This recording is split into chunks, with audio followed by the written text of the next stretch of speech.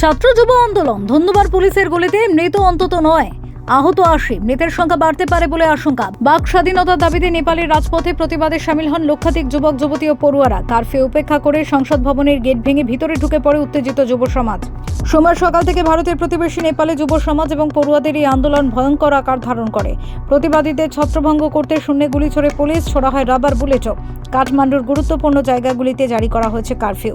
সম্প্রতি সে দেশের সরকার Facebook, WhatsApp, x সহ 26টি সমাজ মাধ্যম ব্যবহারে নিষেধাজ্ঞা আরোপ করেছে। এই সিদ্ধান্তের বিরুদ্ধে সকাল থেকে শুরু হয় প্রতিবাদ। তবে শুধু যে বাক স্বাধীনতার দাবিতে এই আন্দোলন তা নয় বলেই মনে করা হচ্ছে। বেশ কয়েকদিন ধরেই নেপালের বর্তমান প্রধানমন্ত্রী কেপি শর্মা ওলির নেতৃত্বাধীন সরকারের বিরুদ্ধে দুর্নীতির অভিযোগ এবং দেশে আর্থিক বৈষম্য নিয়ে ক্ষোভ বাড়ছিল ছাত্র যুবদের মধ্যে। মনে করা হচ্ছে আগে থেকে পঞ্জীভূত হওয়া ক্ষোভের বহিঃপ্রকাশ এই আন্দোলন। নেপাল সরকারের অবশ্য দাবি, দেশকে সুরক্ষিত রাখতে সমাজ মাধ্যমগুলির বিরুদ্ধে কড়া পদক্ষেপ গ্রহণ করা হয়েছে। যদিও বিক্ষোভকারীদের দাবি, বিরোধী কণ্ঠস্বর দমন করতে ওই কাণ্ড ঘটিয়েছে সরকার। নেপাল আবার নতুন করে উত্তপ্ত হয়েছে 26টি সোশ্যাল মিডিয়াকে বন্ধ করার জন্য। অর্থাৎ সরকার কর্তৃক এই সোশ্যাল মিডিয়াগুলোকে বন্ধ করার যে প্রক্রিয়া, সেটা শুধুমাত্র একটি টেকনিক্যাল বিষয় নয়।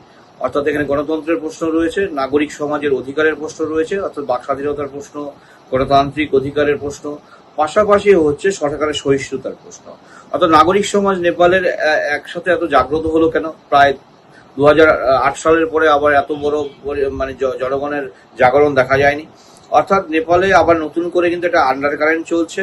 অর্থাৎ সেখানে নেপালে জনগণ চাইছে, বিগত এই 17 বছরে মাওয়িস্ট সরকাররা বিভিন্ন সময় নেপালে কোনো উন্নয়ন ঘটাতে পারেনি, সামাজিক সচলতা করতে পারেনি, রাস্তাঘাট যোগাযোগ ব্যবস্থা উন্নয়ন ঘটাতে পারেনি, চাকরি সৃষ্টি করতে পারেনি, গণতান্ত্রিক যে স্পেস সেটাকে সুনিশ্চিত করতে পারেনি, উপরন্তু একটি ইনক্লুসিভ কনস্টিটিউশন গঠন করতে পারেনি। অর্থাৎ সকল নাগরিকের ভোটাধিকার বা নাগরিক অধিকার সুনিশ্চিত হয়নি।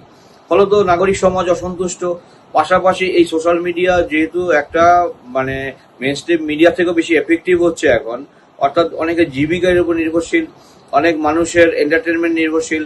আবার গণতান্ত্রিক প্রক্রিয়ায় যে মতামত প্রদান বা নাগরিক সমাজকে জাগ্রত করার একটা যে প্রক্রিয়া, সেটা সোশ্যাল মিডিয়ার মাধ্যমে করা হয়। অর্থাৎ জনগণ এই সরকারের এই সিদ্ধান্তকে শুধু প্রতিবাদই জানায়নি, নিন্দে করছে এবং তারা চাইছে এই সরকারকে টাপল করে নতুন করে আবার নেপালের রাজনৈতিক ব্যবস্থা চেঞ্জ করতে। অর্থাৎ তারা কেউ কেউ চাইছেন যে আবার রাজতন্ত্র প্রতিষ্ঠিত হোক, এবং জ্ঞানেন্দ্র অনেকটা সক্রিয় হয়েছেন প্রাক্তন রাজা নেপালের, এবং তারা আবার চাইছেন যে নেপাল একটি হিন্দু রাষ্ট্রে পরিণত হোক।